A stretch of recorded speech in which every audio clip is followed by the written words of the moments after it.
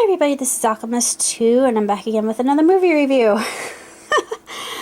I absolutely love this movie, and it's campy, it's cheesy, but it's very, very heartfelt, and it all starts off of blackmail and pretense and lies, but the characters have a chance to redeem themselves, except for Mr. Siddharth, who is a jerk, but he gets what's coming to him in the end. Let me just put it that way. And of course we have another Rahul, go figure, and Seema. I actually have a friend named Seema, so when I was watching this it kind of made me giggle because of that. My friend Seema is just a beautiful woman, and I love her to death, and she's like the sister I never had. She's just a doll, and I'm so lucky to know her. And I'm hoping as soon as I come back to work, I can give her another big hug and let her know I love her. Let's see. Yeah, Mr. Siddharth, he's already married, and he's got his fancy set on Seema. And he pulls off this elaborate scheme to trick Seema into thinking that he has eyes only for her. And of course, Rahul is ordered by his boss to sing to her, to give her flowers. And what's so endearing is not only this Shah Rukh Khan in and of himself, and just his whole manner, all of his mannerisms, his expression. He's so funny in this movie. It's just his ability to emote in such a way, and just his flexibility is uncanny, and he is so comedic.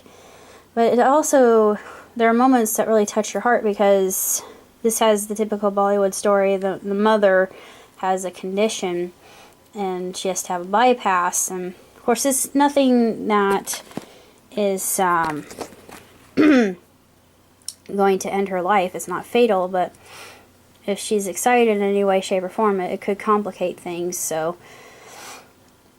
the doctor lets Rahul know that. But the songs in this film are just outstanding, particularly the one where he plays the piano on the back of the truck. That was awesome. And his dance. And the one thing I wasn't expecting is for him to drop well, his pants just doing, and he fall down. I'm like, ah! It was so funny. I thought, this is such classic shtick. I love it. But it was just, it was outstanding. And not only that, but we get to see Shah Rukh in a nightgown. I thought, my life is now complete. I want to see Shah Rukh in drag now. Please do this. I know he probably would object to it, but I just think it would be hilarious. Well, I know he's done it before as a woman in a burqa, but I'm like, no. No, if you want to do drag properly, we don't do it. I guess in India that would be more what would be considered drag, but I want to see him in drag so bad now. That would make my life completely complete. I love this movie, even though it's extreme. There's some moments in it that I thought that I just had to turn off my logic completely. I thought, nah, that doesn't happen in real life. People don't just drift across the floor like that. When he was singing to Seema, he's on a platform, and he just rolls up to her, and then he rolls away. Oh my lord. And then in the song where he's playing the piano, which I absolutely love, he's in a tuxedo, and I thought only Shah Rukh Khan could wear really bright yellow socks and a dark black tuxedo with with a yellow bow tie, which is a complete color contrast and clash and very gauche. But it would not look gauche on him at all. I'm like, oh, so beautiful, so handsome.